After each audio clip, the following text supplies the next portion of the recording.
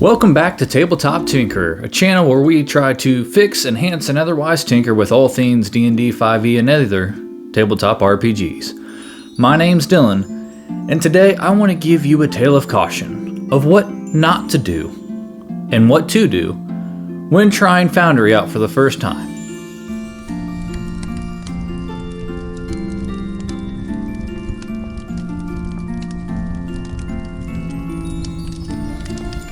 My tale of Foundry and how I got started with it was one filled with wonder, excitement, heartbreak, challenge, and eventually triumph. And I want to help you skip straight to the part of triumph so you can enjoy your game more and avoid the headache and frustration that I endured. Here's how. I've been playing tabletop RPGs, especially D&D 5e, and primarily online for about 7 years. The reason I play primarily online is because the people that I grew up with that I would play these types of games with are a little far away. See, I relocated to Tennessee from Ohio back in 2015, which is about the time that I started picking up the hobby. Like most people, I started off playing on Roll20, a prominent and one of the only options at the time in those days. Now, there is a lot of options for VTTs, and over time, Roll20 hasn't really changed a whole lot, but my desires and wants for a VTT service certainly have, which led me down the path of trying other options. For a while, I tried the Astral tabletop system, and it's been pretty good. There are some bugs and issues, and unfortunately, it is no longer under development. So, I set about looking for an alternative even to Astral, something that gave me the things that Astral provided that Roll20 did not, such as better organization and more inclusive options inside the game to better manage what was going on to keep things streamlined and create less downtime in the game, really taking advantage of the digital aspect of the virtual tabletop. This led me to Foundry, and I was instantly hooked by what I saw in the promos and what the VTT could do and offer. I did not do any more digging before diving full on in, getting entrenched into the service and seeing what it could do before trying, which I should have stopped myself and done, but here's what happened. I instantly downloaded the Foundry VTT and paid the $50 fee with the understanding that I had 30 days to make up my mind. I thought that this would be a good way to try a paid virtual tabletop system without a whole lot of commitment. So if I didn't like it, I could turn tail, head for the hills, and run. What I wasn't expecting before I hit the major snag that almost made me stop using Foundry immediately was I fell in love with the system. I fell absolutely in love after trying it and seeing what it could do. All the modules that were available, guys, it's basic. If you haven't used Foundry, it's essentially a Steam game, but it's a separate virtual tabletop. With Steam, with Elder Scrolls, Skyrim, a bunch of other games, you can just mod the heck out of it. Divinity Original Sin 2, you can do things similar to that, but with your virtual tabletop. It has a wealth of options that you can just use and have at your disposal. I fell in love with this modular system. This made me able to do exactly what I wanted with the Foundry VTT system. And I got to work immediately creating my world, setting things up, making the characters, importing things from D&D Beyond. And then, after everything was set up and good to go, I did the last piece of the puzzle that I had yet to do that really put a stop on everything. When looking for the invitation links and finding them and trying to set them up with a player so we could test a few of the options, I quickly realized there was a step to getting my players onto this tabletop system that I had not previously considered as even an option or thought to look at before diving feet first, head completely underwater into this new experience. There are settings that have to be done with your internet provider in order for this to work. Here is what you need to do to avoid the snag that I hit and to allow your players to connect with you on Foundry.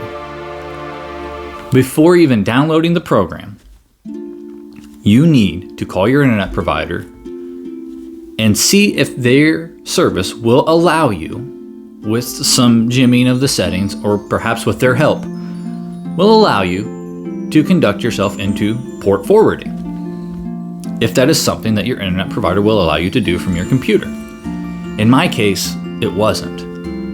And there are workarounds to this.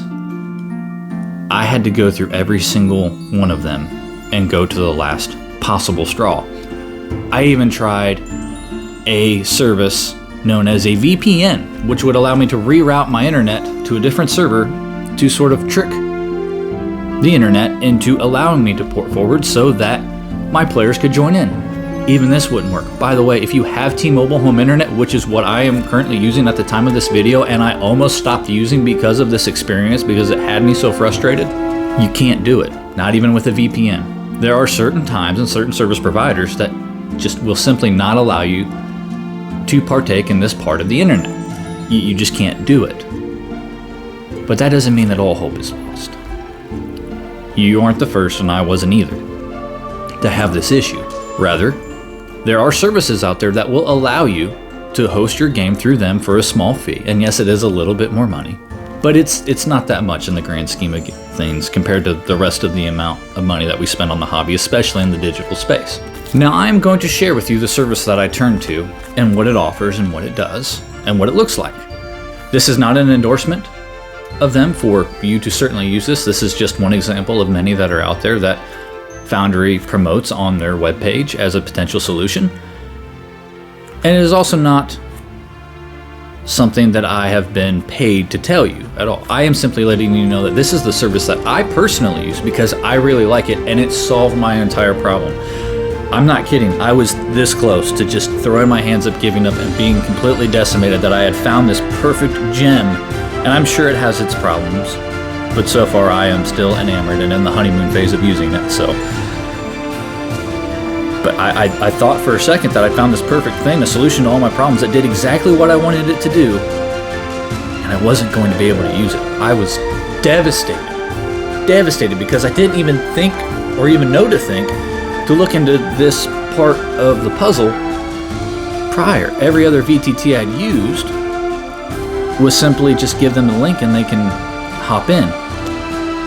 Foundry is a program, so it is a little bit different. I wasn't technically savvy enough at the time to know that port forwarding was even a thing and what to do about it, or that I wouldn't be able to do it. It just simply didn't cross my mind that there would be something that my internet provider would not allow me to do. I used a service called The Forge. The Forge and other services like it are hosting services that allow you to upload your Foundry world, or simply just give them your subscription key and create a new world on the hosted server that will remotely host your game for you so that you can still take full control, run your games, and not have to worry about the port forwarding or your upload speed being an issue to running and playing your games using the very beautiful tool that is the VTT known as Foundry.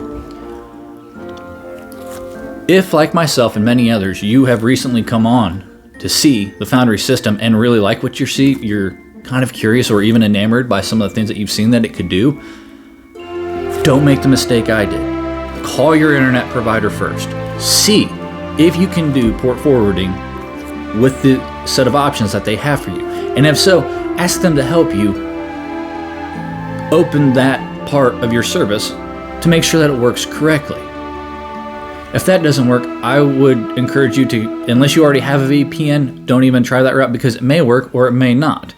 And your internet provider is probably not going to be very open as to whether or not that is going to be something that will help you bypass a block that they have on their service. Go directly to The Forge or a similar service that will host your game for you.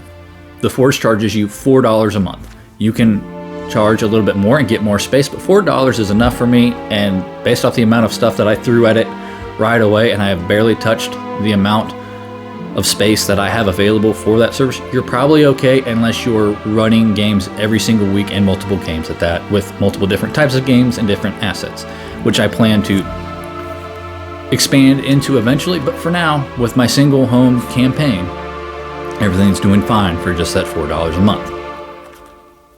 But slow down. Your excitement may lead to heartache if you're not careful. Just check to see if that is something your internet provider can do, and if not, turn to a subscription service like The Forge to help you navigate that problem and unlock the tool that would otherwise be banned from you. That's it for this week. I'll see you again next Monday. To get the notification when that video hits, go ahead and hit subscribe. And let me know, have you had any troubles using Foundry or similar services in the past yourself?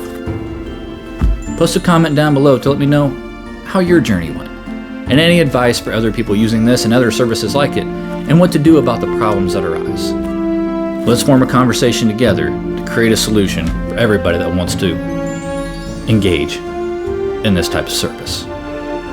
Until the shop opens back up, I'll see you then.